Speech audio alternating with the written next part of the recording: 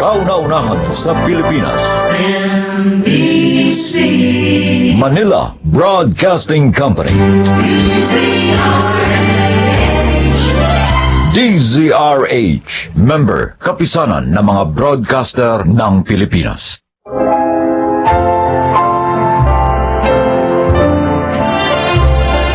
Magandang araw po mga kaibigan. Sa pagkakataong ito, maririnig niyo ang kasaysayan ng isang babaeng tumakas sa hirap, kaya muntik nang mapahamak. Siya ay si Nelly. 12 taong gulang ako noon nang pumanaw si inay. Makalipas ang 1 taon, muling nag-asawa si itay. Kaya kami ng kapatid kong si Tina naiwan kina lolo at lola. Sila na ang nagpaaral sa amin. Kaya naman, talagang nahirapan kaming lahat.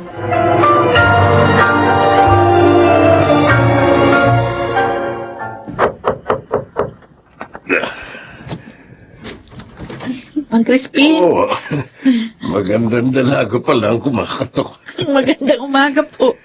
Mas maganda ka pa sa umaga, Nelly. Dala ko na po yung mga binili yung isda, yung bangos, dalagang bukid, at saka lapu-lapu. Ba't ikaw ang nagdala? Kasi po may sakit si na Lola Conching, tsaka si Lolo Tasio. Sa bagay, mabuti na rin ikaw ang naghatid ng mga ito. Ha? Nakita kita. Ha? Teka, ito. Kunin mo ito. 2,000? Naku, wala ho akong susukli dyan. Sa'yo na ang sukli. Alam kong kailangan mo yan. Ho? Naku, nakakaya naman po. Huwag ka nang mahiya. Ako naman ang kusang nagbigay niyan eh. At sana naman, huwag mo na akong tinatawag namang Crispin. Para hindi nakakailang. Alam mo, napakaganda mo, Nelly. Hindi bagay sa'yo magtinda ng isda. Ha? Didiretsohin na kita. Noon pa, gusto na kita. May damdamin na ako sa'yo. At kung papayag kang pakasal sa akin, pagiginhawain ko ang buhay mo. Maging ang pamilya mo.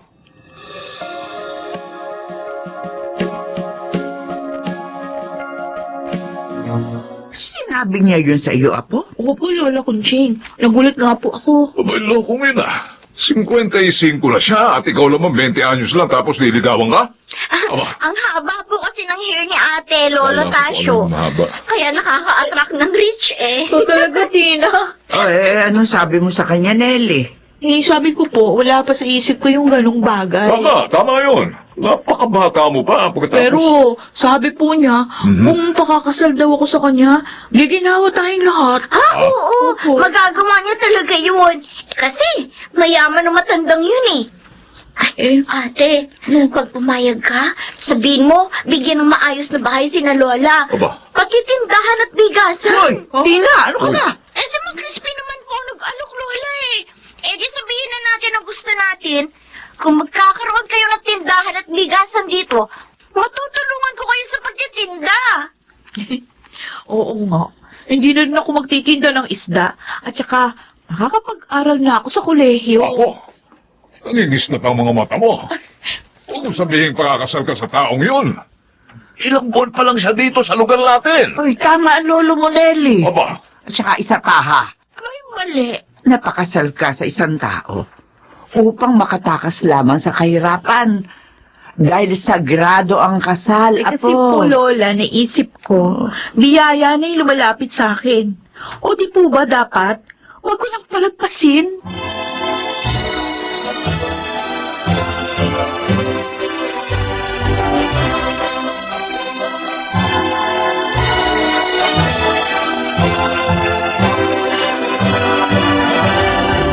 Ano ang iniisip ng maganda kong misis?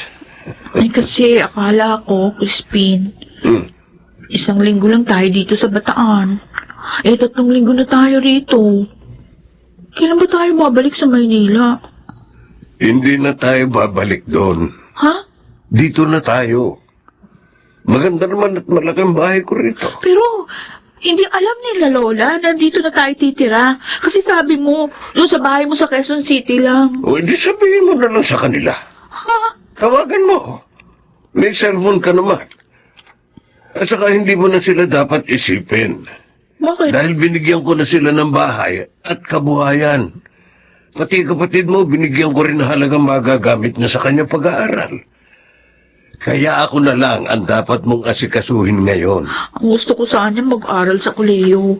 Kasi pangarap ko rin na makatapos ang pag-aaral. Di ba sabi ko, ako lang ang dapat mong asikasuhin? Ako lang.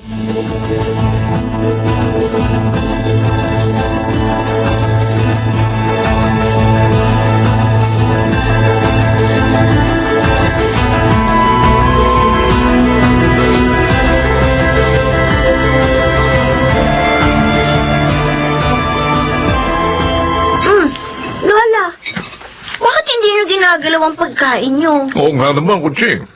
Masarap itong niluto ni Tinang ginataang tilapia, oh. Sige na, kain na. Naaalala ko si Nelly. Oh, bakit? Malayo na siya sa atin. Andun, sa Bataan na. Ay, nako. Wala na tayo magagawa pa roon. Dahil may asawa na ang ating apo. Pero naisip ko lang po, bakit kaya nagbagong isip ni Kuya Crispin? Bakit mas ginusto pa niya doon sa Bataan? Naisip ko rin yan, Tina. Uy, baka naman may negosyo na siyang bubuksan doon. Ipalalangin na lang natin na walang maging problema si Nelly, ha? Maging sa kanyang asawa. Sakripisyong kanyang ginawa para maiahon tayo sa hirap. At kawawa naman siya kung siya'y mapapahamak.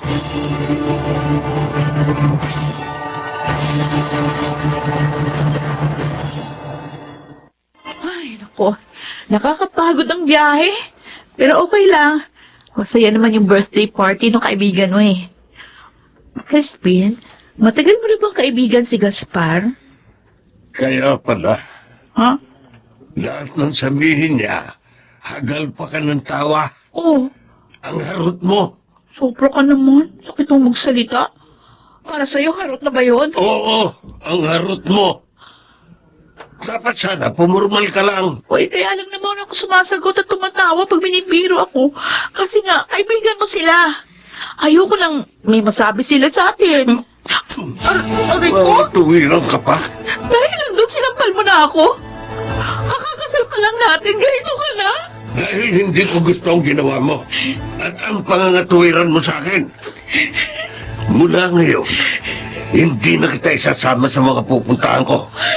Dito ka na lang sa bahay.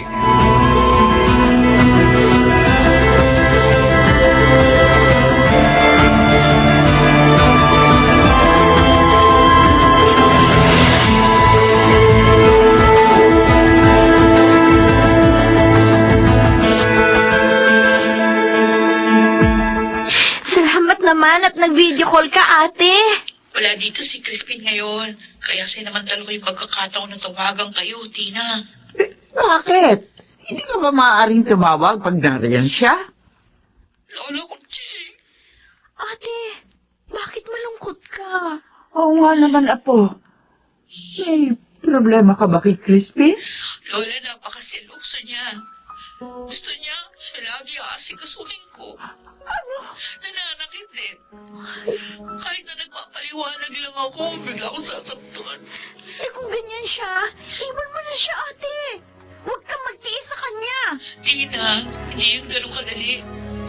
Kasal kami. At marami siyang naibigay sa inyo.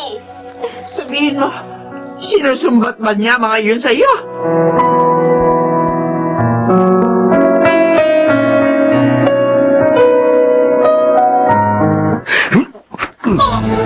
Aray! Bakit mo ko sinuntok, Crispin? Wala naman akong kasalanan. Hindi ba sabi ko, kapag narito ako, wala kang ibang aasikasuhin kundi ako? Inaasikaso naman kita! Hindi mo lang ako nakita sa loob ng bahay. Dahil diniligan ko yung tanim ko mga bulaklak. Sinungaling? Aray ko! Kunwari lang na nagdidilig ka. Pero ang totoo, nagpapacharming ka sa lalaki mo. Bakit ba ganyan? Bakit ka ganyan? Ang dumi-dumi ng isip mo! Nakapirmi na nga ako dito sa bahay, naghihinala ka pa rin sa akin. Dahil marumi kang babae. Hindi totoo yan! Ikaw lang ang lalaki sa buhay ko. Katulad ka rin ng dalawang naging asawa ko. Pinagbili sarili sa akin. May asawa ka na? Oo, noon. Pero wala na sila ngayon. Bakit mo nilihim sa akin? Hindi naman importante sa iyo yun. Ang mahalaga sa iyo, pera. Para makaahong kayo sa hirap. At dahil nabili na kita, susundin mo ang lahat ng gusto ko. Huh? Naintindihan mo? May kumpraso ko na nasaktan ako. Sagutin mo ang sinabi ko. Oo! Ganyan. Sige, maligo ka na. Bilisan mo!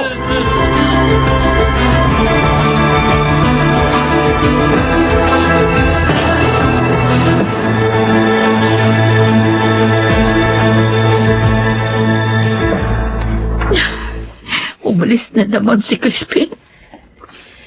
Hindi ko alam kung kailan babalik. Pagkatapos niya akong suktan at gamitin. At ngayon, talagang nakakulong na ako dito sa bahay niya. Dahil hindi niya na ako pinayagan pa magpunta kahit sa tindahan. Ayaw niya ako lumabas. Hindi ko na rin matawagan si Tina. Dahil kinuha niya yung cellphone ko. Sana pala hindi na lang ako nagpakasal sa kanya. Maling-mali ako. Maling-mali. Mami, umiiyak kayo? Francis, sabi mo sa akin, gaano ka nakatagal nagtatrabaho kay Crispin? 10 taon na, ma'am. Ha? 21 ako nang magsimulang magtrabaho kay Sir. O, di kabisado mo ng ugali niya. At siguro, alam mo rin yung tungkol doon sa dalawang nauna niyang asawa. Alam mo na palang tungkol sa kanila. Ngayon ko lang nalaman nga. Hindi ka dapat nagpakasal sa kanya eh. Masama siya. Sabi mo nga sa akin, nasan ba yung mga naging asawa niya? Nasaan sila? Napakasiloso ni Sir Crispin. Yun ang dahilan kaya ang mga babaeng yun Ay ano, Francis, sige tuloy mo. Pinatay niya mga yun. Ano? Oo. Inilagay sa drum ng semento at ibinaon sa likuran ng bahay na ito. Oh, Diyos ko! Hindi! At ikaw, kasabot ka niya sa ginawa niya? Hindi. Driver at boy lang niya ako dito. May mga tauhan siyang inuutusan. Alam niya may hinalog ko eh. Ay, Diyos ko, baka patayin din niya ako. Tumakas ka, Nelly, habang may panahon pa. Paano gagawin ko? Paano yun? Masusundatin niya ako. Hindi cellphone nga, wala na rin ako. Francis, magtulungan tayo para matapos na ang kasamaan ni Crispin at para makawala na rin tayo sa kanya.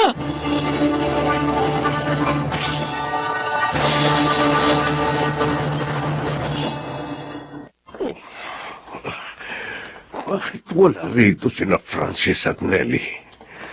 Saan napunta mga ngayon? Walang yaka, Francis. Inagaw mo sa akin ang asawa ko.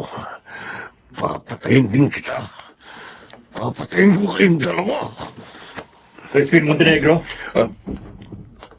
Sino kayo? mga pulis kami. Iimbitahan ka lang namin sa aming presinto. Bakit? May reklamo sa inyo ang asawa mo. At ang maging ang tawa ninyo si Francis. Makulang yan. Pinagtulungan ako. Hindi. Hindi ako sasama sa inyo. Huwag kayo lalapit sa akin.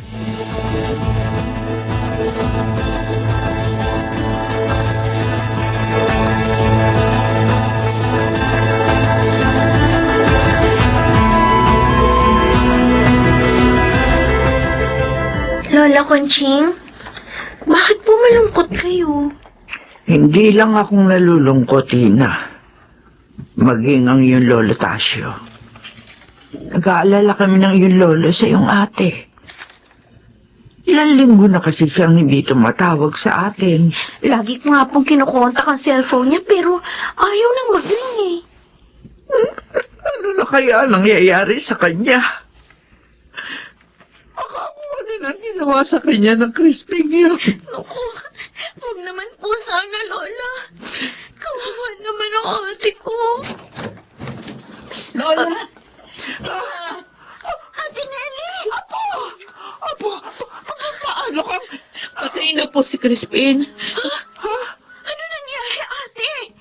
Inimbitahan siya ng mga pulis para sumama sa presinto. Pero sa halip na sumama, binunot niya ang kanyang baril. At nagbaril siya sa sarili. Diyos ko! Naguguluhan ako. Ano ba kasalanan niya? Para puntahan ng mga pulis. At saka, bakit siya nagpakamatay? Kukwento ko lahat sa inyo yan. Pero gusto kong malaman nyo, ang laki ng pasasalamat ko sa Diyos. Dahil bagamat nagkamali ako sa pagpapakasal kay Crispin, hinulungan pa rin ako ng Diyos upang makalaya sa isang kriminal.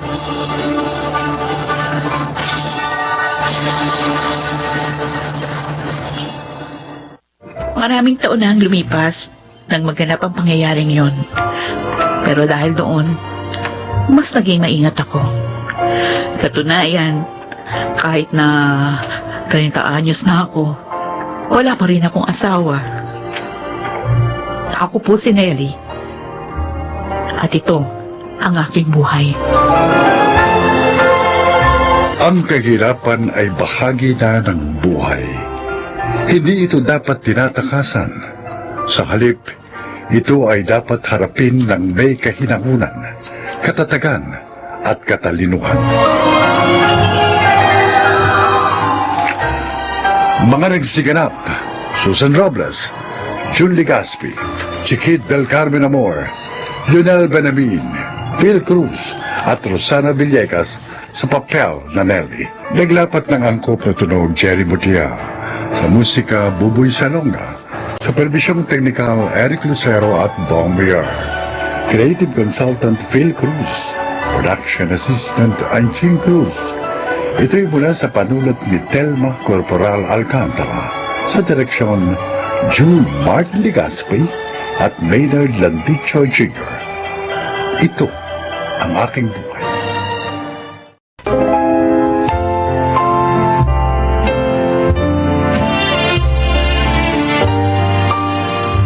Mga kaibigan, sa araw na ito ay maririnig po ninyo ang testimonya ng isang nilalang na nais ibahagi ang kanyang kwento upang kapulutan ng aral. Siya po ay si Jopay. Sa wakas, naibenta rin natin yung mga uling sa palengke.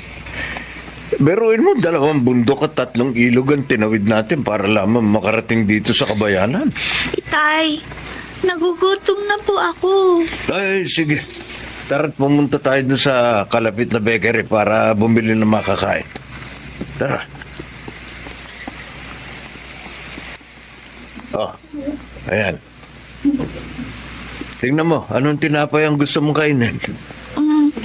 Ito pong ensaymada. Ali, isang ensaymada. At saka isa rin ito, ano? Tsaka 2 soft drinks. Sige po, sandali lang. Ate, pabili rin po. 2 po nitong pandikoko. Ay, saan lang punta mo?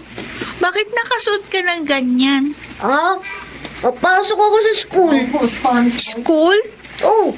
Ano po ginagawa niya dun? Nag-aaral. Bakit kailangan mong mag-aral? Sabi ni Mama, kailangan daw mag-aral para matupad ko yung mga pangarap ko. Ganun ba yun? Ikaw, nag-aaral ka ba? Hindi. Japay, ito na yung ensaymada at soft drinks mo. At tara, Kailangan na tayo sa ating sityo bago pa lumubog ang araw. Sige po, Tay.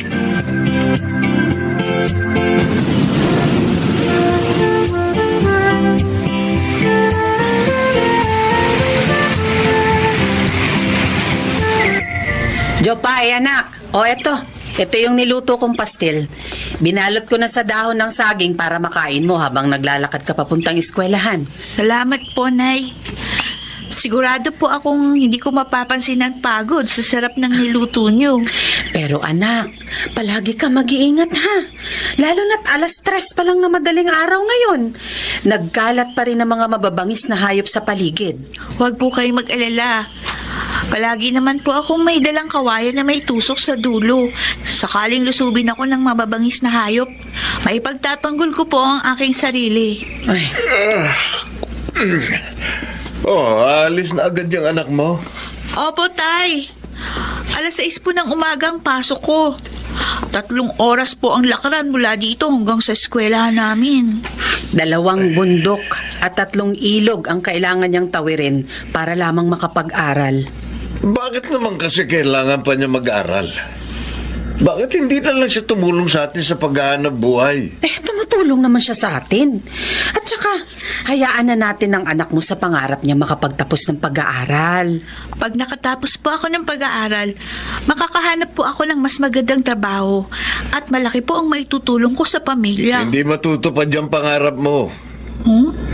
Sa lugar natin, ni isa, walang nakatapos ng pag-aaral.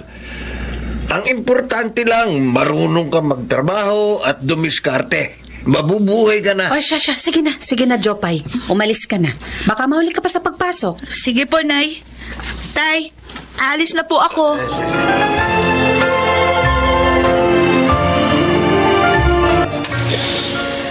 Class, si Rizal ay merong 2 nobelang sinulat. Ito ay...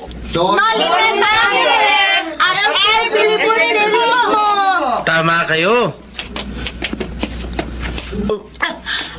Jopay, halos kalahating oras ka nang late sa klase ko ah. Teacher Bert, pasensya na po. Hindi na po mauulit. Sa susunod, agahan ko po pag alis sa bahay. Pagod na pagod ka. Pumunta ka muna dun sa upuan mo at magpahinga ka. Opo, Teacher Bert.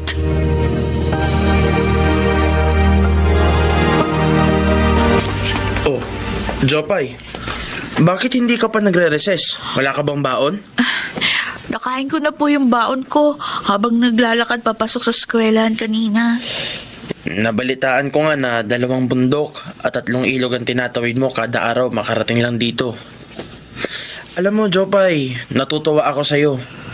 Kasi kahit mahirap makapunta dito, tinitiis mo para makapag-aral ka.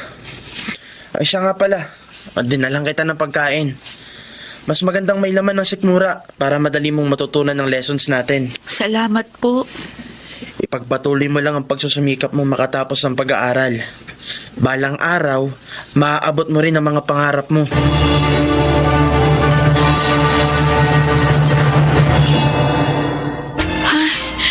Ginabi na ako ng uwi.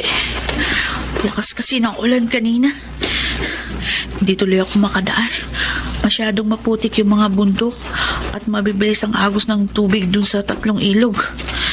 Kailangan ko patuloy magpatila. Nandito na ako sa tapat ng barong-barong namin. Bakit kaya madilim? Walang tao. Jopay! Ay, Ako, mabutit dumating ka na! Mang Ramon! Alam niyo po ba kung nasaan sina Inay at Itay? Yun nga sasabihin ko sa'yo ngayon. Ang nanay mo natagpuan ng tatay mo na nakahandusay sa loob ng bahay nyo. Ha? Ayun, kasama sina kumparing Ingo at Manoy. Dadalhin nilang nanay mo sa ospital sa Kabayanan. Ano po? Oo. Ay, Diyos ko! Ang Inay!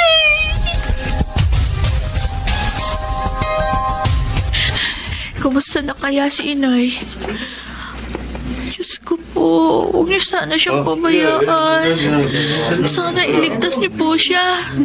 Ay, eto na pala si Itay at mga lalaking kapitbahay namin. Buhat-buhat nila si Inay na nakaupo sa itinaling kumot sa kawayan. Anak, narito na kami. Nay! Ay, salamat sa Diyos! Buhay kayo! Jopay, Nay! anak, Hirap ang nanay mo na makapagsalita bukod sa paralisado ang kanang paa niya dahil sa stroke. Ganun po ba? Mga kasama, tulungan niyo akong ibabasa at paupuin dito sa upuang kawayan. Alalayan niyo lang. Ayan. huwag kang mag-alala, anak. Nay! Gagaling din ako.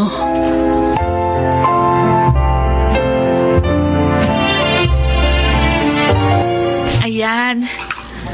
Naubos niyo na po yung niluto kong lugaw para sa inyo, Nay. Nabusog po ba kayo? Salamat, anak. Pasensya ka na kung nahihirapan ka sa pag-aalaga sa akin. Wala po yun. Mabuti naman at inaalagaan mo nanay mo. Anak, siya nga pala. Oh, Huminto ka muna sa pag-aaral. ano po? Walang mag-aalaga sa nanay mo.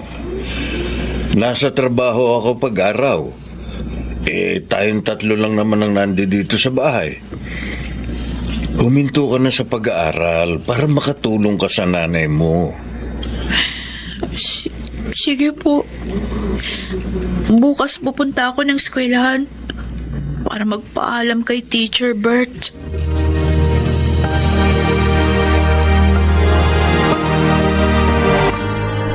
Teacher Bert, titigil na po ako sa pag-aaral para maalagaan ko po ang nanay ko na may sakit. Ganun ba? Nakakalungkot naman, Jopay. Nakakapanghinayang. Dahil ikaw ang pinakamatalino sa buong klase. Pero naiintindihan ko kung bakit gusto mong huminto sa pag-aaral. Maraming salamat po.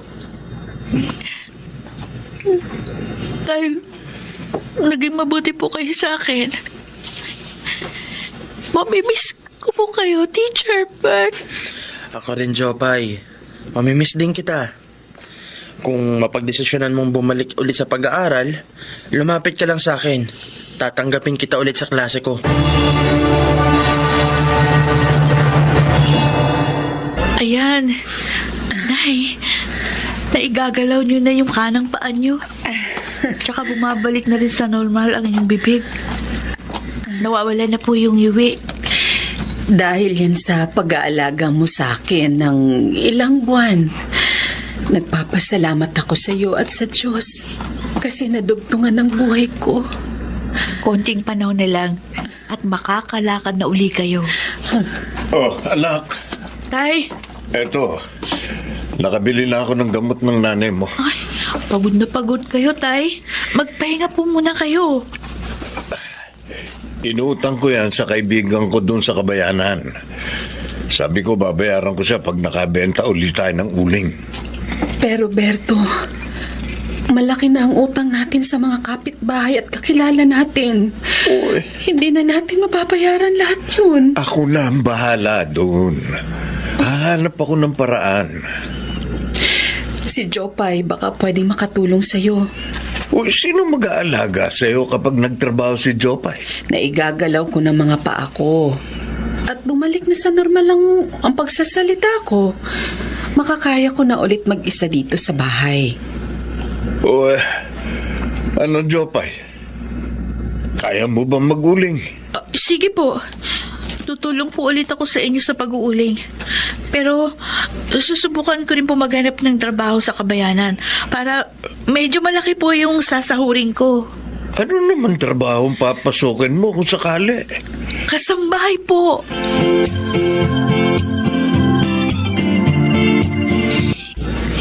Ang sipag mo maglinis, Jopay. Maayos at pulido din ang gawa mo. Gusto ko yan. Salamat po, Ma'am Gina. Anyway, ito palang sahod mo para sa buwang ito. Ay, Ma'am. Sobra po yung pasahod niyo sa akin. Talagang sinobrahan ko na. Total, masipag ka naman at mapagkakatiwalaan. At saka para makatulong na rin yan sa pamilya mo. Maraming salamat po. Malaking tulong po ito sa amin.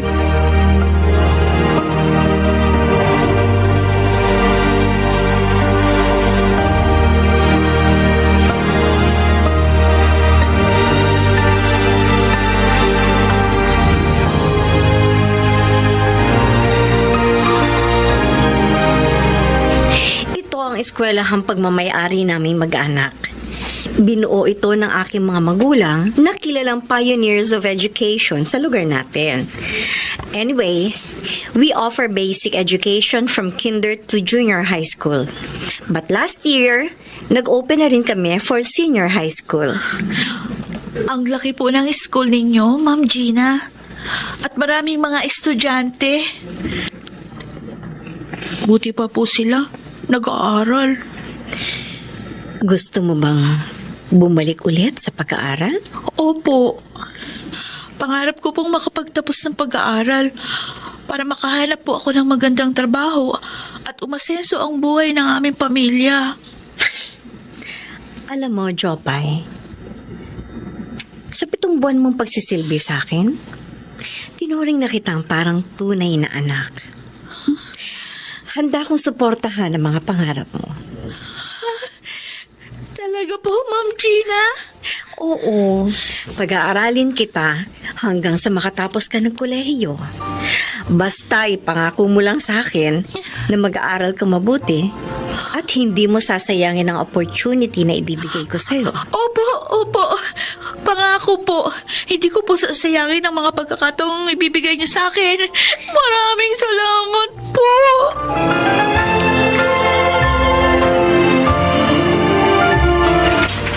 Sinong inaabangan mo? Ay, syempre ang anak natin. Ngayon daw siya uuwi. Ay, ayan na siya! Ayan na si Jopay Berto! Tay! Jopay! Tay! Anak! Nandito na po ako! Anak! Anak, kumusta ka na? Ay, ito po. Ayos naman po ako. Kayo po ni Itay. Oh, huwag kang mag-alala sa amin ng nanay mo. Maayos naman kami dito. Buti naman at bumisita ka uli dito. Namiss ka namin. Namiss ko rin po kayo. Oh, Ay, ang anak ko. meron pala akong papakita sa inyo. Ito po pala yung report card ko at saka medal. Top 1 po ako sa klase ngayong 4th quarter. Talaga, anak? Naku, magandang balita yan. Napakatalino mo talaga, Jopay. Ipinagmamalaki ka namin ng nanay mo. Tama. Ito rin po pala yung perang sinahod ko kay Ma'am Gina. Ha? Obo. Ang laking halaga nito, anak. Sobra-sobra po yan sa pagkain at mga gamot ninyo. Maraming salamat, anak. Malaking tulong mo sa amin ito. Oy, siya nga pala. Nag-usap na kami ng nanay mo tungkol sa pag-aaral mo. Oo nga. Ibinibigay ko na sa iyo ang buong suporta ko. Pasensyahan mo na rin ako kung hindi kita sinuportahan dati. Basta kung kailangan mong tulong, nandito lang kami ng nanay mo, ha? Lumapit ka lang sa amin. Opo, Itay. Salamat po sa inyo ni Inay. Pangako, isasama ko po kayo sa pag-asenso ko. Bahalang araw.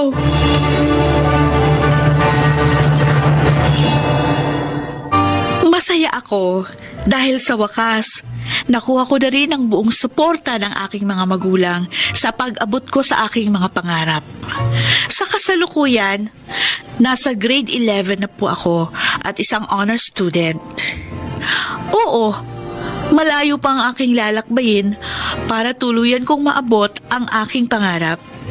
Pero hindi po ako nawawalan ng pag-asa dahil alam ko na hindi ako pababayaan ng Diyos. Darating ang araw, aasenso din kami ng pamilya ko. Ako si Jopay, ito ang aking buhay. Mga bituin ng radyo na nagsiganap sa ating kasaysayan ay sina Rosana Villegas, Jenaline de la Cruz, Leonel Benjamin, Angelo Alcantara, Chiquit del Carmen Amor at Phil Cruz. Naglapat ng angkop na tunog Jerry Mutia sa musika ni Buboy Salonga. Supervisyong teknikal Eric Lucero at Bong Muyar. Mula sa panulat ni Chris Nalsenga. Sa direksyon Salvador M. Royales. Ito ang aking buhay.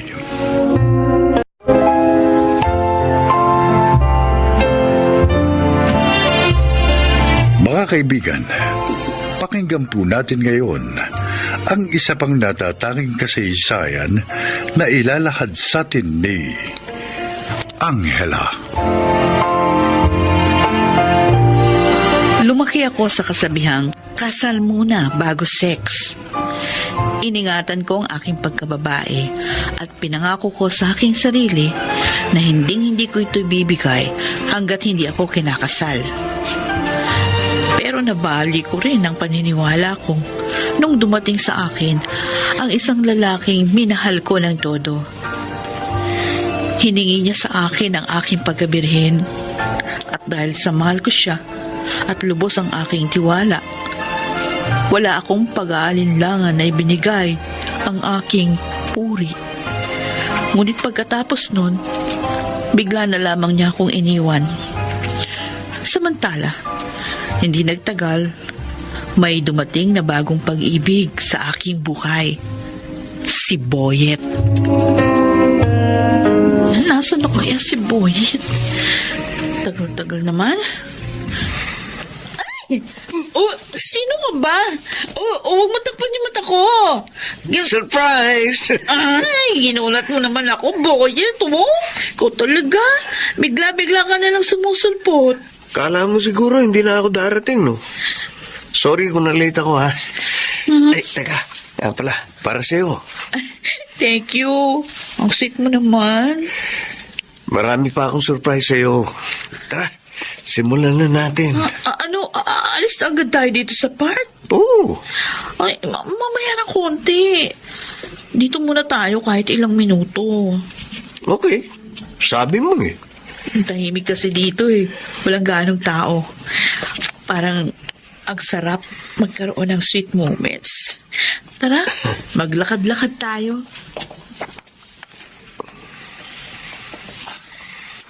Alam mo, marami akong plano para sa ating dalawa. Talaga? Ikaw ang gusto kong makasama for the rest of my life. Sakali bang alokin kita ng kasal, tatanggapin mo? Oo naman. Ako na siguro yung pinakamasayang tao kapag ginawa mo yon. Kailan mo ako pakakasalan? Sa tamang panahon. Pero ngayon pa lang, maganda na dapat tayong dalawa. Basta, maging tapat lang tayo sa isa't isa. Sisiguruhin ko sa iyo na magiging masaya ang relasyon natin.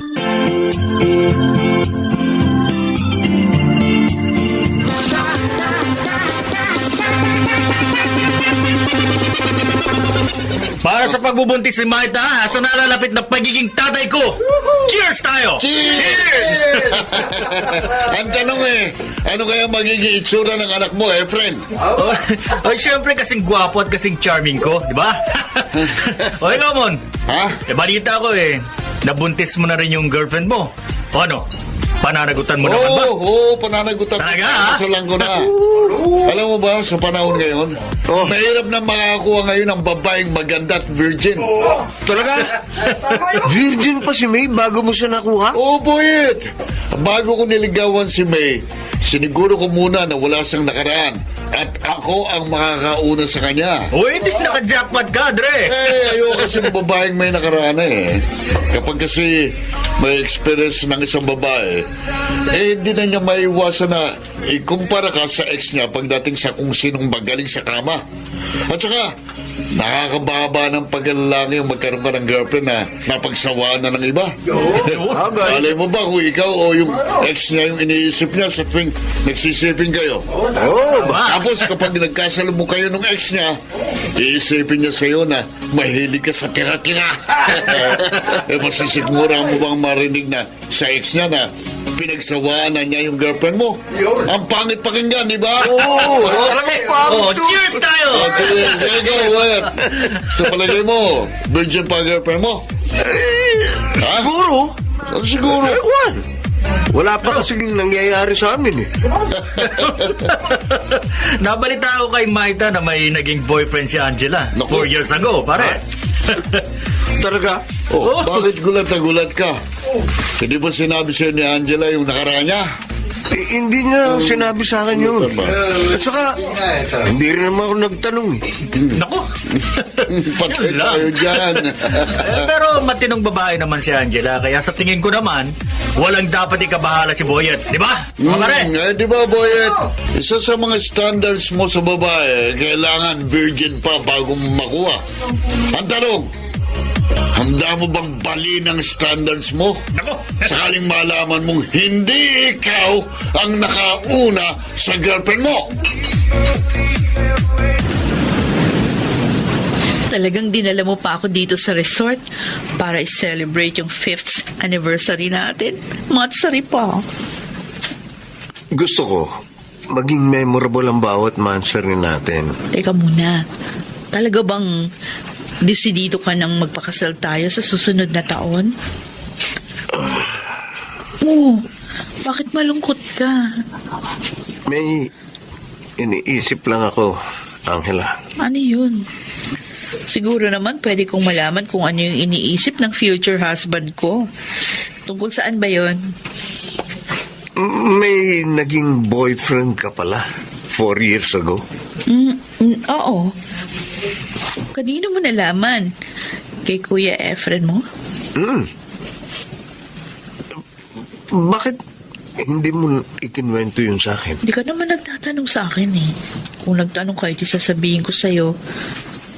Yun ba yung gumugulo sa isip mo? May nangyari ba sa inyo ng ex mo? Bakit ba gusto mong malaman yun? Nakuha ka ba niya? Ayoko magtago ng sikreto sa'yo, Boyet. Diba ikaw rin yung may sabi na tatagal ang isang relasyon kung walang tinatagong lihim, diba? So, ano nga? Oo. Nakuha niya ako. Pero nung mga panahon na yun, nagmamahalan kami. Nagkamali ako ng desisyon na ibigay sa kanya yung pagkababae ko. Ganun ba? Sana hindi pa rin magbago yung pagmamahal mo sa akin. Kahit na malaman mo na hindi ikaw yung nakauna.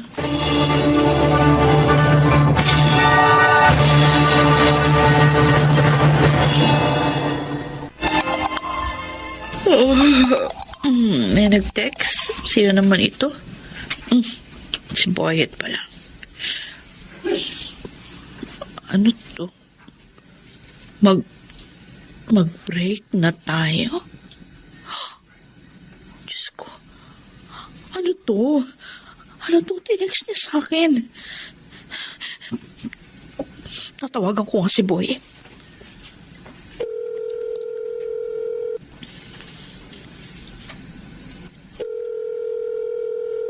Hello? Boyet, ano tong tinext mo? Makikipag-break ka na sa akin? Oo. Bakit? Dahil ba sa nalaman mo ang nakaraan ko? Ha? Yun ba? Oo. Oh my God. Kala ko ba mahal mo ko? Sabi mo pa sa akin, handa kang tanggapin anong man ang meron. Siguro nga, nasabi ko yun sa'yo. Pero hindi ko pala kayang tanggapin. Makikipag-break ka sa akin dahil lang sa nakaraan ko? Napakababaw mo naman. Mababaw na ako, mababaw. Pero hindi ko talaga kaya magmahal ng babaeng nalawayan na ng ibang lalaki. Grabe ka naman. Bakit ka ganyan? Minahal naman kita. Nagpakamabuting girlfriend naman ako sa'yo. Oo, meron nga siguro ako nakaraan, pero maniwala ka sa akin, pinagsisisihan ko na yun. Tsaka nangyari naman yun nung wala ka pa sa buhay ko. Hindi kita niloko, ikaw lang minahal ko. Naguguluhan ako. Mahal kita pero hindi ko kayang tanggapin yung nakaraan mo. Hindi mo talaga ako mahal. Napaka-immature mo. I'm sorry. Patawarin mo ako. Pero mas mabuti pang tapusin na lang natin ang lahat ng namamagitan sa atin. Hindi ako ang lalaki para sa'yo. At hindi ikaw ang babae para sa akin. Bye. Boyet! Sandali! Boyet!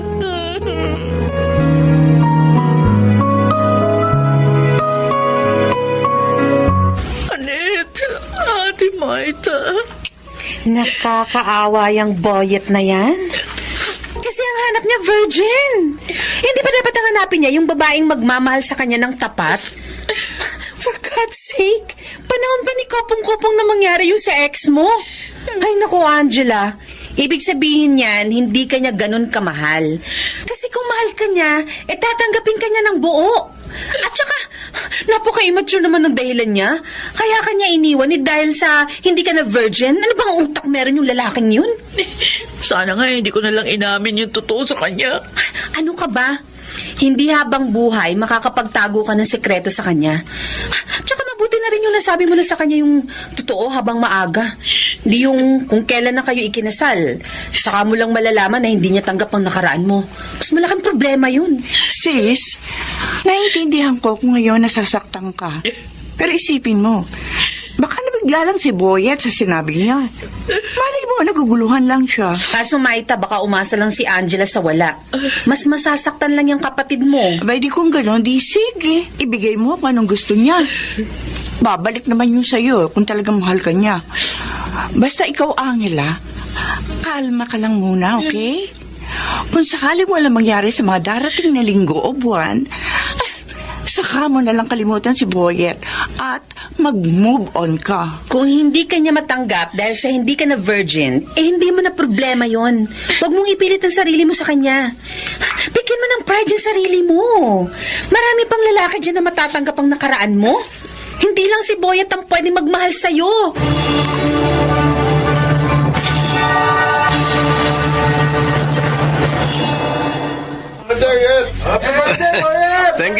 Thank you guys. Marami pang pagkain at beer na darating ha. Enjoy lang kayo. Alright, dito na kami. Boyet, Oh, ikaw pala, Angela. happy birthday. Regalo ko sa'yo. Oh, thanks. Buksan ko na. Okay.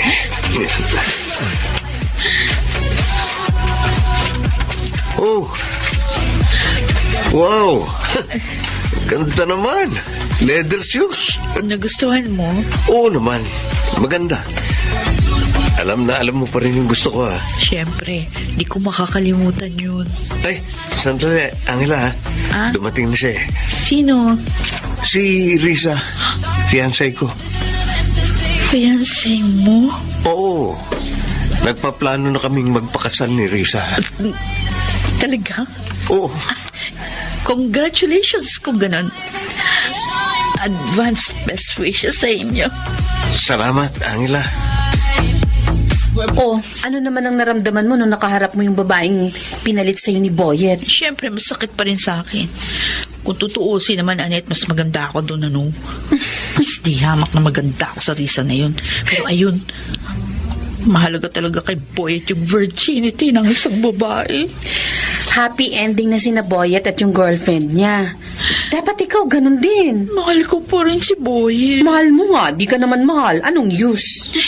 Sana dumating na yung taong magpapalimot sa akin tungkol kay Boyet. Alam mo, darating din yan sa tamang panahon. Angela Salgado? Excuse me, kilala mo ko? Hindi mo ba ako natatandaan?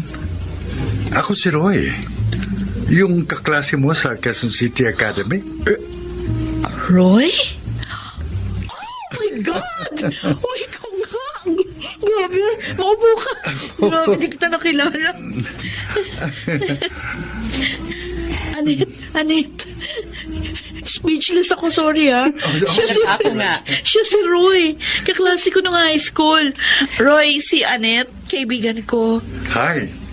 Nice meeting you, Annette. Hi! Same here. So, kumusta ka na, Angela? 7 years din tayong hindi nakita. Oo nga eh. Eto. Not so okay. Kasi kagagaling ko lang sa breakup. Oh, so sorry to hear that. Ikaw, kumusta ka na? May asawa ka na ba? Saan ka nagtatrabaho? Restaurant owner ako. Yun na ako 2 years ago. May kambal akong anak. Restaurant owner ka pala, sosyal. Alam mo ba, naalala ko pa yung pambabasted mo sa akin nung high school pa tayo. 5 beses din yun. Natatandaan ko pa rin yun. Sorry ha. Wala na yun. Anyway, after graduation, hindi na tayo nagkita. Pero hoping ako na magkikita ulit tayo. And here we are. Angela, hindi sinasabi ko sa yung tamang panahon. Shh, ano ka ba? Marinig ka ni Roy, no? Anong tamang panahon? Ay, naku, wala yun, ano? Wala yun, Roy. By the way, bala ko sanang i-treat kayo ng kaibigan mo sa restaurant ko. Oh. Doon sa Tomas Morato. Ano? Pwede kayo ngayon? Oh, sure. Hi, Ken. Pwede kami ni Annette ngayon. Good. I'm so happy na magkakasama ulit tayong tatlo. Lalo ka na, Angela. Oh. I hope this is the new beginning for of us.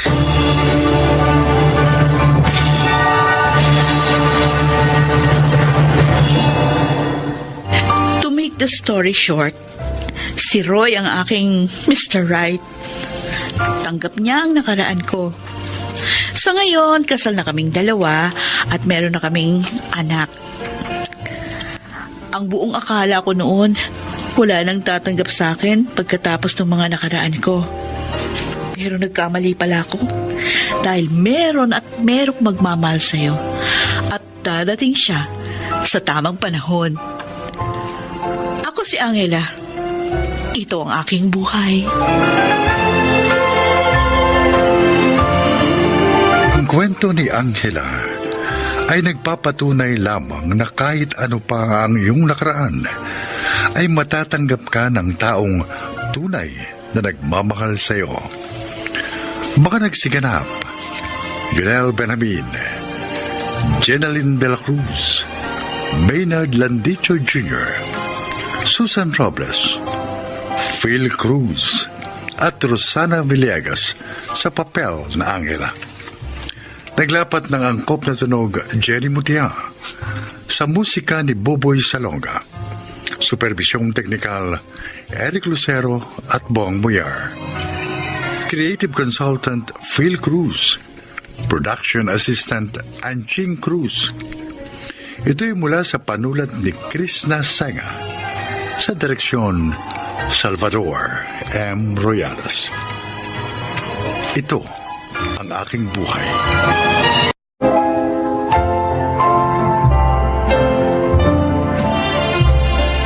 Magandang araw po mga kaibigan. Maririnig ninyo ang kasaysayan ng isang ginang na ipinaglaban ang kanyang pag-ibig. Siya ay si Patty.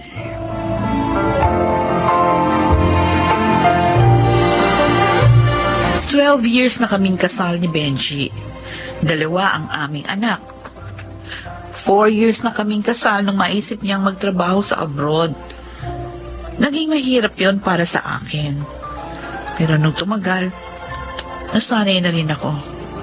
Lalo na nang payagan niya akong muling magtrabaho.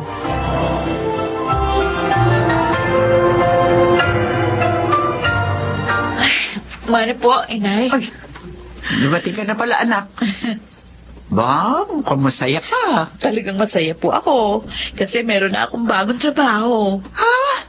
Ay, salamat naman. At may nangyari din sa pag-apply mo ngayon. Sinabi ko naman ho sa inyo, di ba madali ako makakahanap ng trabaho. Kaya nga, hindi ako natakot mag-resign sa dati kong pinapasukan. Ay, oo nga. Ay, kaya lang, pang-anim na kumpanya mo na ito, anak. Hindi ka malamang abutin ng 2 taon sa isang kumpanya. Alam niyo naman ang dahilan kung bakit, hindi po ba? Oo, natutuwa naman ako. Dahil napagtagumpayan mo ang mga pagsubok na dumating sa iyo. Eh kaya lang, paano kung dyan sa bago mong trabaho ganun uli ang mangyari?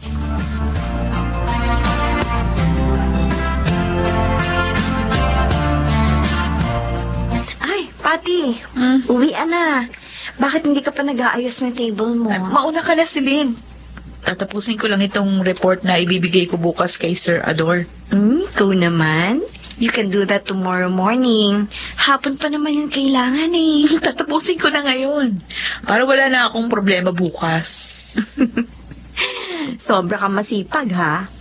Kaya tuloy pati si Sir Ador. Impressed na impressed sa'yo. Ha? Oo, totoo yung sinasabi ko.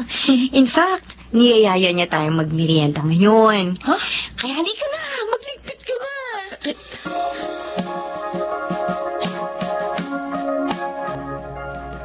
Hello, Han. Natanggap ko na yung gift mo. Maraming salamat, ha. I love you. I love you too, Han. Sana wag ka magbago. Oo rin. Sana huwag ka magbago. At sana rin sa mga susunod na wedding anniversary natin. Kasama ka na namin ng mga bata. Kasi miss ka na namin. Darating din ang panahon yun. Pero ngayon, samantalahin muna natin ang mag-ipon. Para sa future natin. Okay.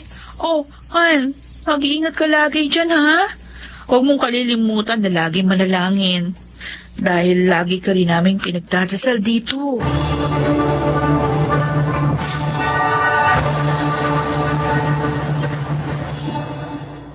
Wow! Ang ganda po ng kwintas na to, Sir Ador. Ang mahal nito.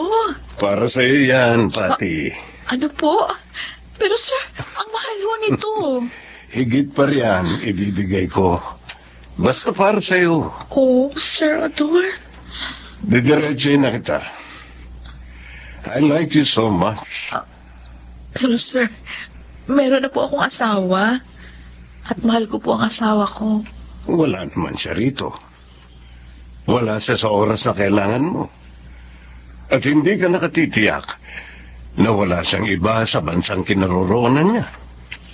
So bakit ka magpapakatapat sa kanya? Mahal ko po ang asawa ko, sir. At naniniwala ako doon. Kung wala na ho kayo sasabihin, lalabas na ako. Pasensya na po. Hindi ko matatanggap ang proposal niyo. Pati yung kwintas na yan. Sige po. Matigas ka, Pati. Kung sabagay, mas gusto kong ganoon. Mas may challenge. Sa susunod natin pag-uusap, titiyakin ko na magiging akin ka na.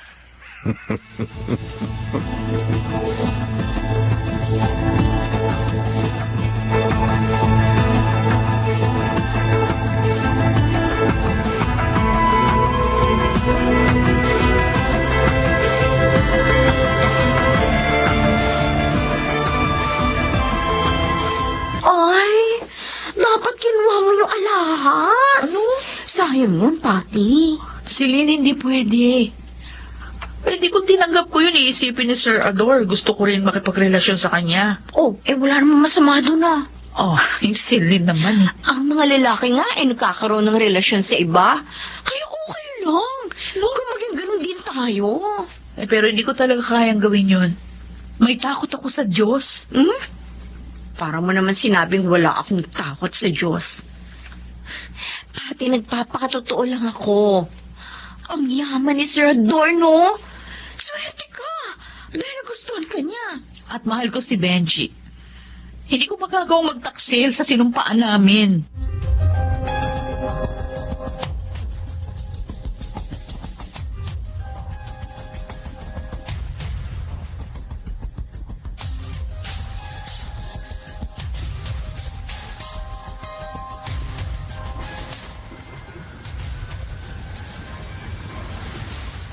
O Nelson, bakit saglit lang kayo nag-usap ng misis mo? Hindi kami nagkausap. Wala siya? Oo. Hindi ko makontak ang cellphone niya eh. Kaya ang anak kong panganay ang tinawagan ko. Saan daw nagpunta? Ewan. Hindi rin nila alam eh. Naiinis nga ako. Dahil sabi ng panganay ko, madalas gawin yun ng nanay nila. Naghihinala tuloy ako ng hindi maganda. Nelson, pag-usapan niyo na maayos ang problema. Huwag daanin sa init ng ulo. Kayo ba ni Pati, ganun din? Sa kabutihan pala, hindi. Maayos ang komunikasyon namin mag-asawa. Hindi na kami basta nagtatawagan. Nagtitext at nagchat-chat din kami.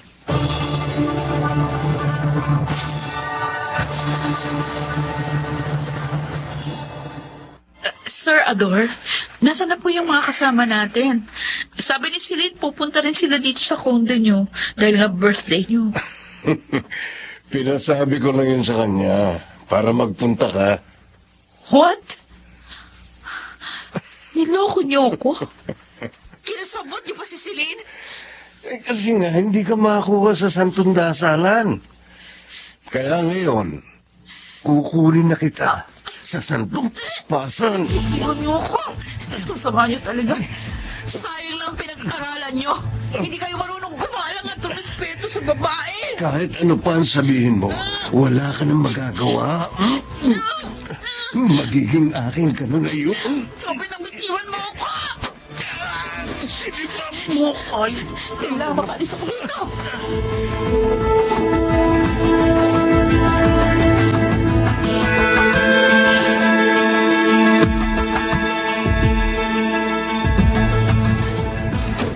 Inay!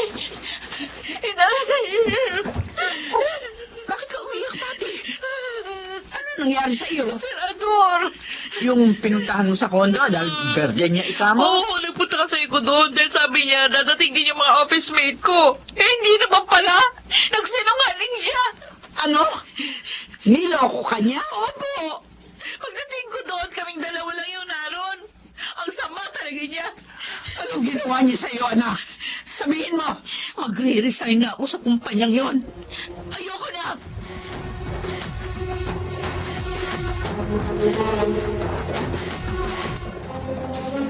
Papatayin ko sila. Papatayin ko sila, mga walang iya sila! Nelson, uminaong ka. Bakit ka ba nagkakaganyan? Sino ba nakaaway mo? Sumulat sa akin ang panganay ko. Napakasakit ang sinabi niya sa akin, Benji. Bakit? May nangyari ba sa misis mo? Iniwan niya sa nanay ko mga anak namin. Sumama siya sa ibang lalaki. Oh, Diyos ko. Hindi nakatiis ang walang niya akong asawa. Ganong para naman sa kanila pagsisikap ko. Papatayin ko sila pag-uwi ko ng bansa. Huwag mong gawin yan, Nelson. Papatayin ko sila. Pare, alalahanin mo na lang ang iyong mga anak.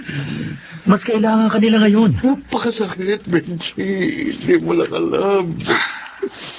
Naalala ko tuloy ang asawa ko. Mabait ang asawa mo, pare. At sapat sa'yo. Hindi katulad ng misis ko. Pero kailangan ingatan mo pa rin, pare. Ingatan mong yung pamilya. Para huwag mawasak.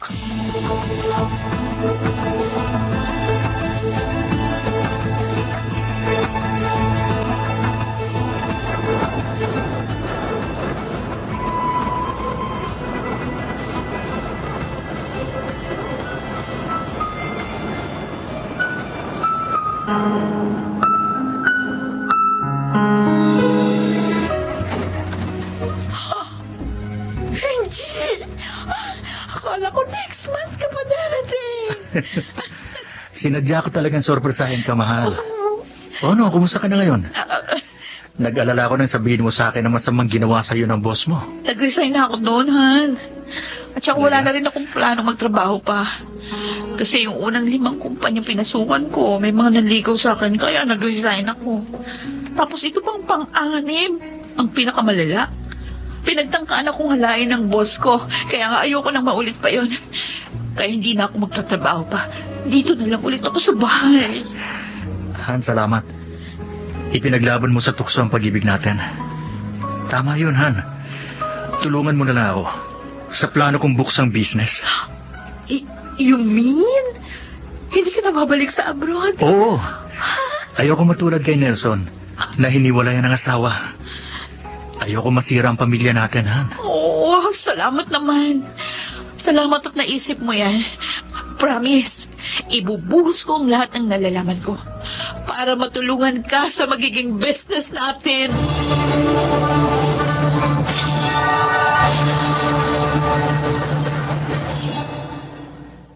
Hindi na nga nag-abroad pa si Benji. Sinikap na lamang naming palaguin yung aming mga naipon.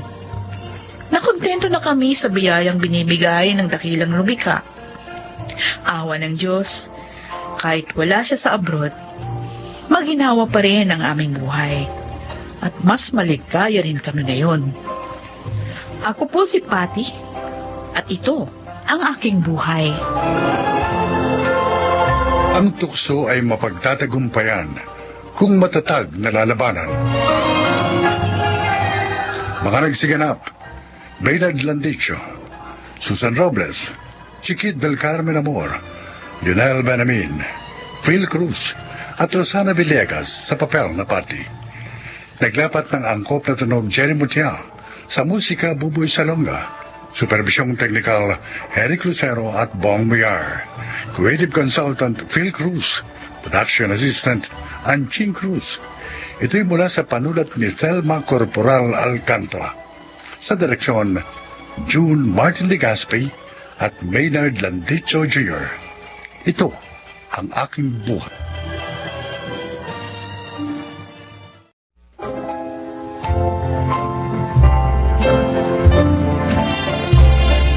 Magandang araw po mga kaibigan.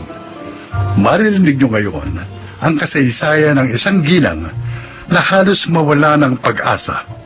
Siya ay si Alona.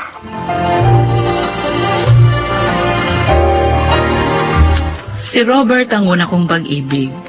At dahil mahal na mahal ko siya, nagpakasal ako sa kanya. Kahit hindi pa ako nakakatapos ng kolehiyo. Salamat na lamang at sa kabila ng lahat, pinag-aral pa rin ako ni Inay. Subalit, isang masakit na pangyayari ang naganap sa amin.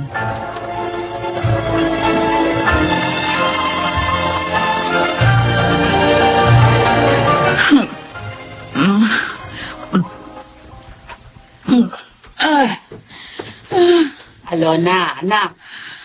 Ay, Tama na yan. Ang dami mo nang nainom. hayaan niyo lang ako. Gusto kong malimutan ang ginawa sa akin ng walang iya ko. Asawa.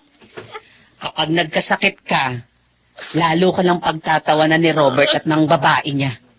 Lalo na pag nawala ka. Napakasakit.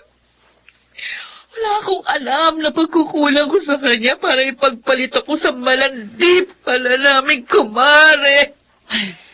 Kalimutan mo na ang lalaking yun. Ibuhos mo ang iyong oras sa iyong trabaho. At sa anak mo si Lexie. Madaling sabihin yan. Pero ang hirap gawin. At anong gusto mong mangyari? Ang mawala ka dito sa mundo, ganon? Inay. Anak, kapag nangyari yun, makapagpapakasal na si Robert at ang kabit niya. At Chuck, kukunin din niya ang inyong anak. At baka pag malupitan pa ng kabit niya ang anak mo. Hindi ako makapapahig na mangyari yun kay Lexie. Hindi. Kaya nga, maging matatag ka. At huwag kang patalo sa kabiguan mo.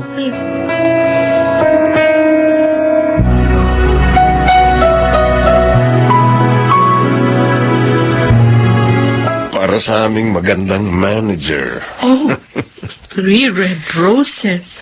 Ah, bakit mo ako binigyan nito, Conrad? Naliligaw ka ba sa akin? Oo. Noon pa, may damdamin na ako sa iyo. Pero binata ka. Samantalang ako may asawa at anak na.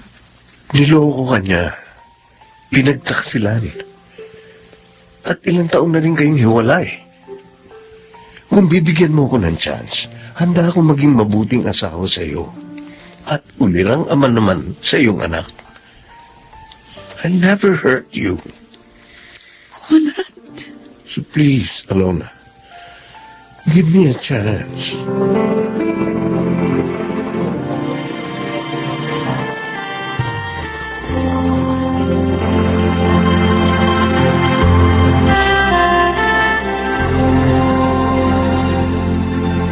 Oh, eto pa ang kanin at ulam, Fredo. Salamat po, Nay. Masarap itong luto nyo, ha? Hindi ako nagluto niyan. Ang bunso mong kapatid, si Alona. Galing ako doon kanina sa kanila. At ayan, pinadalan nga tayo ng ulam. Kumusta naman ho siya? Maayos naman. Siguro nga si Conrad ang para sa kapatid mo. Nakita mo naman, 3 taon na silang nagsasama. Pero masaya pa rin sila ni Alona. Ganun ho ba? Kain pa. Kung ganun ho, talagang wala siyang alam. Ha? Bakit? May alam ka bang masamang ginagawa ang bayaw mo? Si Conrad, Nay, Oh, tulad din siya ni Robert. Papaero din siya. ano? Totoo pong sinasabi ko. Pinagtataksilan ni Conrad ang aking kapatid.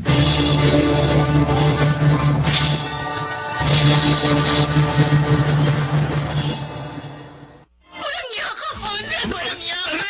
Walang niya ka talaga! Walang niya ka! Alona, ano ka ba? Ba't ba bigla ka na lang nananakit? Sabi mo sa akin, bigyan lang kita ng pagkakataon, hindi mo sasaktan ang damdamin ko! Hindi mo ako pagtataksilan! Talaga namang hindi ah. Ano ba? Alona! Alam ko na lahat! Dahil ang babae mo, kaopisina ng Kuya Fredo ko! Ano? Teka, let me explain. Nagawa sa akin ito! Ano mo pagkukulang ko sa'yo, ha? Sabihin mo!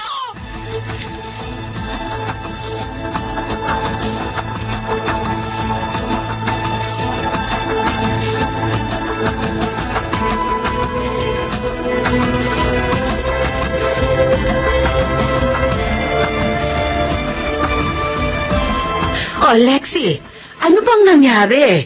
Bakit pinapunta mo agad ako dito sa inyo? Lola Tonya, Oh, naapoy po ng lagnat si Mami. ha? Pinaiinom ka po siya ng gamot sa lagnat pero ayaw naman po niya. Ano? Kaya nga po tinawagan ko na kayo. Ay, pambihira yung mami mo. Oh. Si Carlo, anong ginagawa? Napatulog na po ng yaya niya. Lola, nag-aalala po ako kay Mami. Ay, Siguro po kaya siya nagkakaganon. Sobra siya nasakto sa ginawa ng daddy ni Carlo. Lola, tulungan po ninyo Mami ko.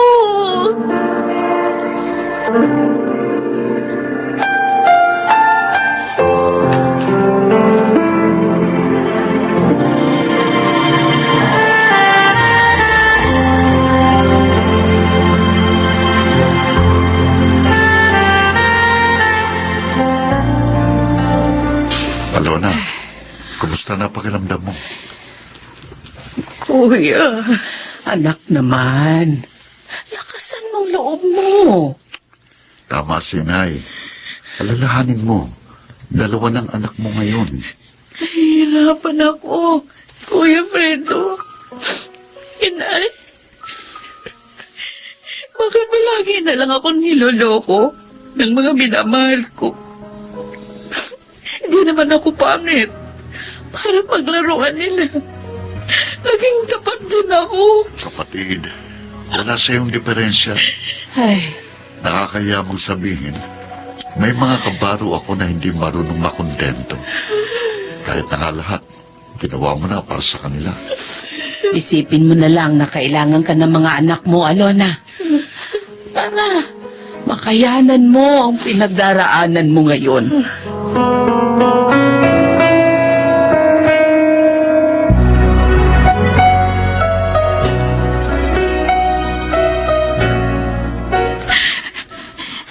Ang kutsilyong ito. Ito, natatapos sa mga paghihirap ko. Paalam, mga anak ko. Patawarin niyo ko. Mahina ako. Kaya tatapusin ko na ang kahinaan at paghihirap ko. Akin ang kutsinan niya! Lexi!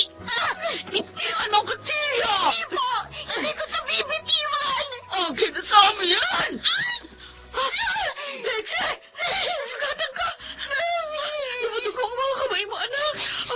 I'm sorry. I'm sorry, hindi ko na sadyang masugatan ka. Hindi po, Mali. Masugatan ako.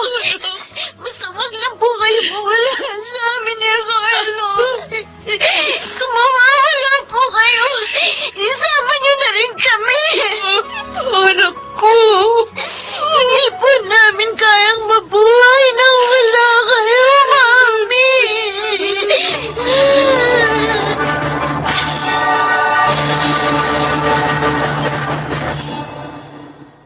Doon ho kayo matutulog kina Alona mamaya, Nay. Oo, anak. Walang kasama ang mga pamangkin mo. Ayaw kasi ng kapatid mo na yung katulong lang ang kasama ng mga apo ko. Bakit ho? Nasaan ho ba si Alona? Papunta siya ng Baguio. 2 days daw siya doon. May conference. Hindi nga lang maaaring isama yung mga bata. Kaya ayun, kinausap niya ako. Mabuti na lang ho.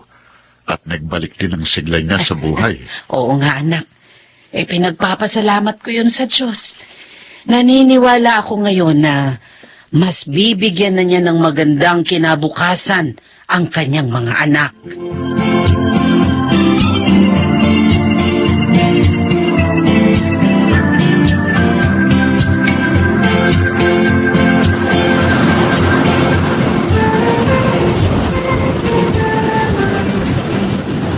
Talaga, Carlo?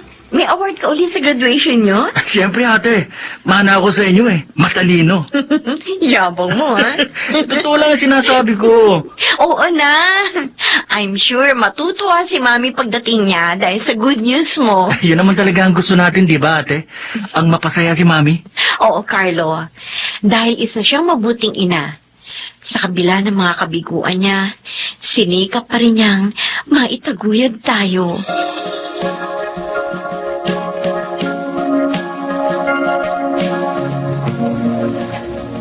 Gusto mong doon muna ako sa bahay niyo, Alona? Opo sana, inay. Bakit? Mga apo niyo, sinasama ako magbakasyon sa Japan. Oh, ay talaga. Opo. Nagulat nga ako nung sabihin nila yun sa akin kagabi. Ilang araw kayo doon? 1 linggo. Oh, sige. Ay, napakapalad mo talaga sa mga apo ko. Mula nang magkaisip sila, hindi ka nila binigyan ng problema. Totoo po yun. Pawang karangalan at kaligayahan ang ibinigay nila sa akin. Lalo na si Lexi. Iniligtas niya ang buhay ko nung nagtangka ako magpakamatay noon. Alam niyo, Nay, kontentong-kontento na ako sa buhay ko ngayon. Wala man akong asawa. Meron naman akong mapagmahal na mga anak.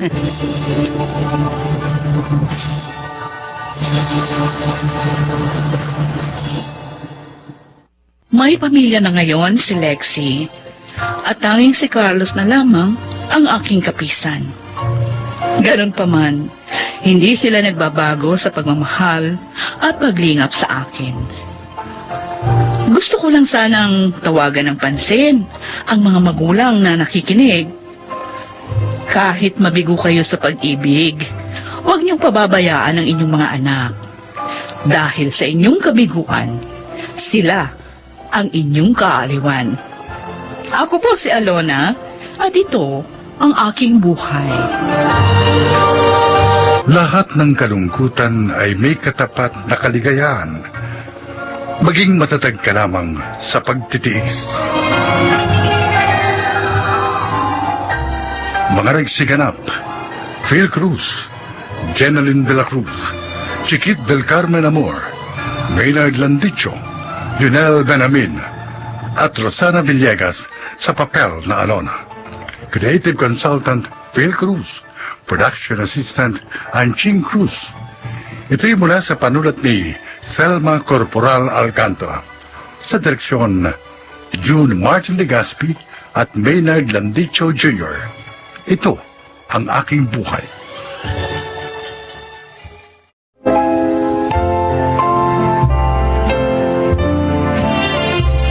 Naipasa ko ang entrance exam sa isang proyekto ng Student Council sa isa sa universities dito sa bansa, na ang layunin ay tulungang makapagtapos sa kolehiyo ang mahihirap pero matatalinong mag-aaral. Pero may problemang pampinansyal. Pagkaraan kong magtapos sa proyektong yun, naipasa ko naman ang entrance exam ng university para sa first choice kong accountancy.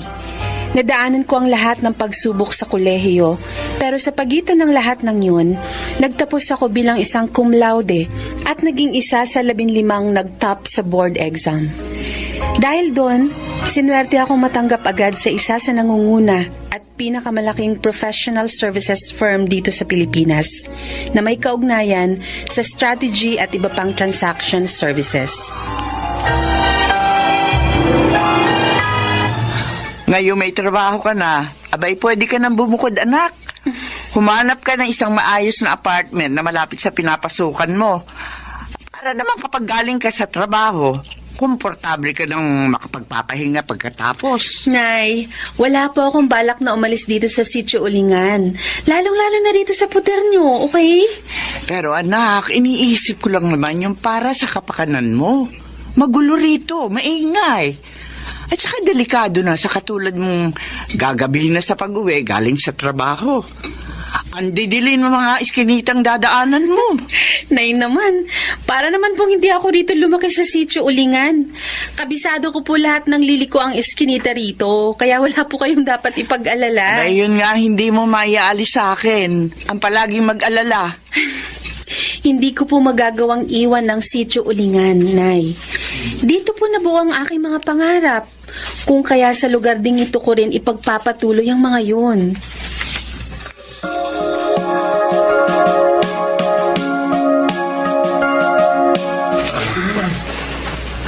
Mabuti pa kayo, Mang Ramil. Nakatapos na sa pag-aaral si Melody at may maganda na ring trabaho ngayon. Pwede na lang kayong mag-sitting pretty kung tutusin. Nako, magsusunog at magsusunog pa rin ako ng mga kahoy para gawing uling, Mando. Nasa sistema ko na ang trabahong to, kaya hindi ko na ito maihihiwalay sa katawang ko. Ako ho kasi, nasa elementarya pa lang si Aisa. Kaya talagang matagal pang bubunuin ko ng pag-uuling para mairaos ang pag-aaral niya. Huwag kang mainip. Mabilis lang ang panahon. Basta mabuhay lang tayo sa isang araw kung paano natin hinaharap ang mga bagay-bagay. Huwag tayong masyadong mangamba para sa hinaharap. Kung sana nga ho, tulad ng naging landasin ni Melody ang magiging kapalaran din ng anak ko. Hindi na nga siguro ako mag-aalala para sa kanyang kinabukasan, Mang Ramil. Isa kang mabuting ama, Mando. Pasasaan ba't magbubungang yung mga pagsisikap para sa iyong anak? Sako nyo na. Dagdagan mo lang ng marami pandasal.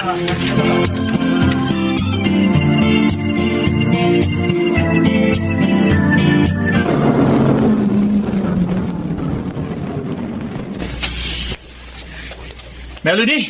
Oy, Julian, ikaw pala. Tara, sabay na tayo maglakad papasok sa sitio. Ano, kumusta na nga pala yung in-applyan mong public school malapit dito? Tanggap na ako.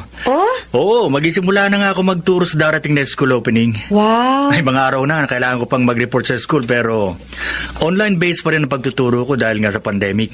Pareho pala tayo. Ka-aproba lang din ng work from home schedule ko. Mainam nga kasi mabibigyan ko rin ng oras yung mga project na gusto kong gawin dito sa sitio para sa mga kabataan dito. Ba, alam mo, makakatulong ako. Ako rin kasi gusto kong ibahagi sa mga kabataan dito yung mga programang pampaaralan.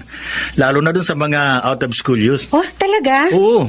Ako naman, gusto ko magtayo ng mini library.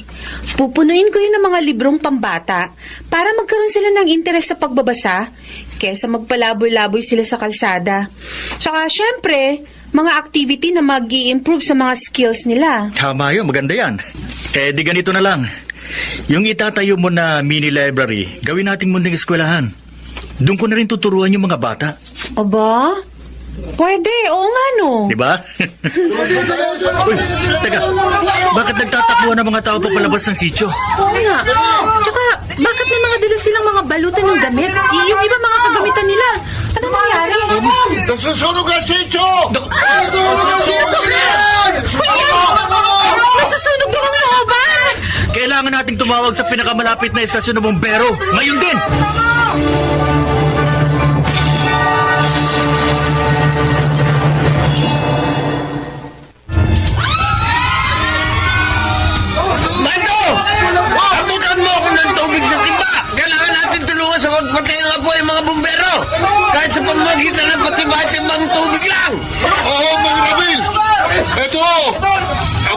isang timbang tubig! Pag may dumaan ko kapitbahay, patulungin mo sa pagiging ng tubig! Oo, Mang Ramil!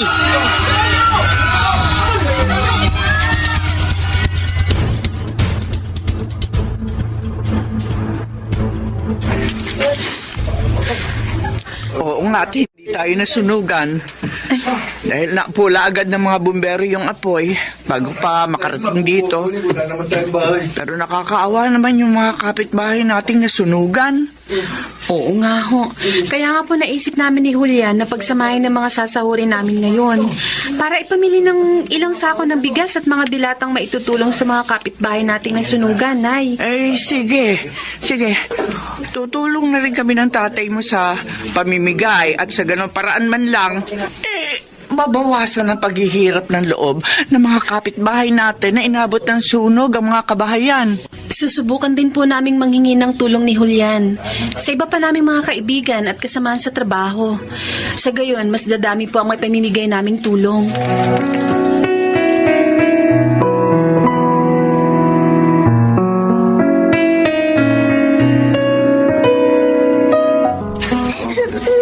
Raisa, bakit ka umiiyak? Ang totoo, kanina pa kita hinahanap para ibigay sa'yo itong hamburger na dala ko para sa almusal mo. Kunin mo. Kasi po, pati mga gamit ko sa pag-aaral nasunog pong lahat, Kuya William.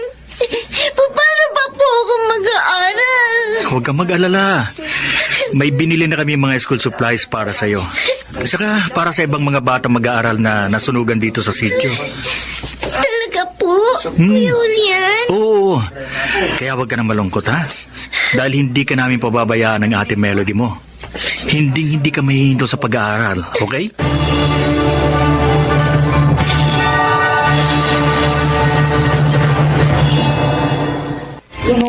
Kung minsan, naiisip din namin ni Aling Amalia mo, ano po bang yaman ang hihilingin namin sa Diyos?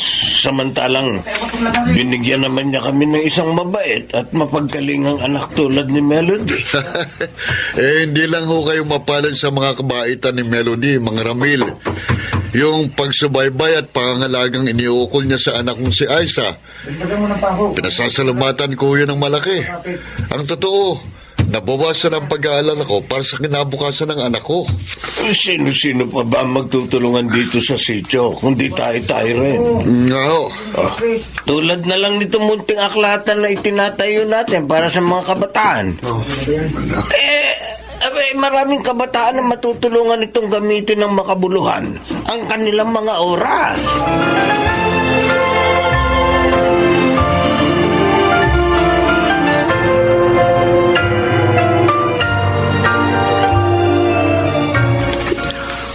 Aiza, ang aga mo rito sa library, Ayusin ko po kasi yung mga libro dito. Bago dumating yung mga batang kasama ko na tuturuan ni na Ate Melody at Kuya Julian, Nanay Amalia. Ay, siya, dalan dito ka na. Ikaw na ang bahala rito, ha? Pupunta na kasi ako sa palengke at mamimili ng mga sangkap para sa meriendang iluluto ko para sa inyo mamaya. Ay, talaga po? Oo. Nanay Amalia? Naku, tiyak na mabubusog na naman kami sa meriendang lulutuin ninyo para sa amin. Basta ang pinakamagagawa mo at ang mga batang kasama mo rito sa aklatan, yung mag-aral kayo mabuti. Para pagdating ng araw, magkakaroon ng ibang mukha ang inyong mga buhay.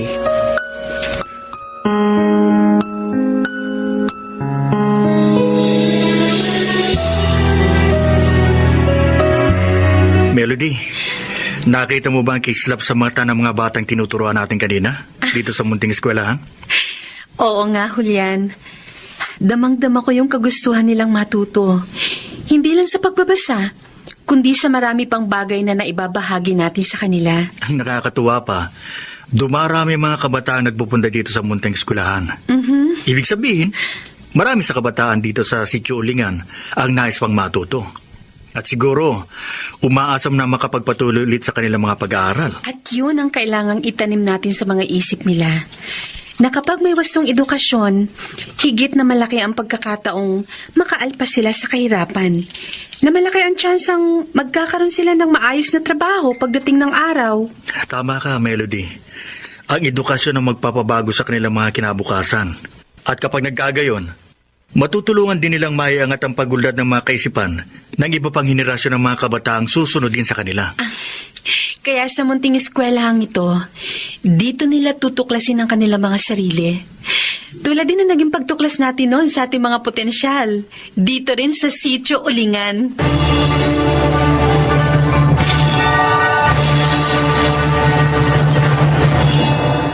Siguro nga, ang pagmamahal ko sa lugar na kinagisnan ko at sa mga taong nasa paligid nito ang pinakapangunahing dahilan kung bakit hindi ko to maiwan. Dahil para sa akin, ang pagdamay at pakikiisa sa kanilang mga saloobin ang lalong nagbibigay inspirasyon sa akin upang tulungang maiangat ang kanilang mga kaisipan at pamumuhay. Ako po si Melody, na hindi natatapos ang mga pangarap para sa mga kabataan sa Sitio Ulingan. At ito ang aking buhay. Ang edukasyon ay tila sandatang panghabang buhay na kip-kip ng bawat tao na magagamit sa paglalakbay sa mahabang biyahe ng buhay. Kung wala ang edukasyon, mahihirapan ang sino man na abutin ang kanilang mga pangarap at layunin sa mundong ibabaw. Mga nagsiganap: Susan Robles, Chiquit del Carmen Amor, Janelle Benamin, Phil Cruz, Maynard Landicho, at Jeneline de la Cruz sa papel na Melody. Naglapat ng angkop na tunog Jerry Mutia sa musika ni Buboy Salonga. Supervisyong teknikal Eric Lucero at Bong Muyar. Creative Consultant Phil Cruz. Production Assistant Anching Cruz. Ito'y mula sa panulat ni Sel Barlam. Sa direksyon Salvador M. Royales. Ito ang aking buhay.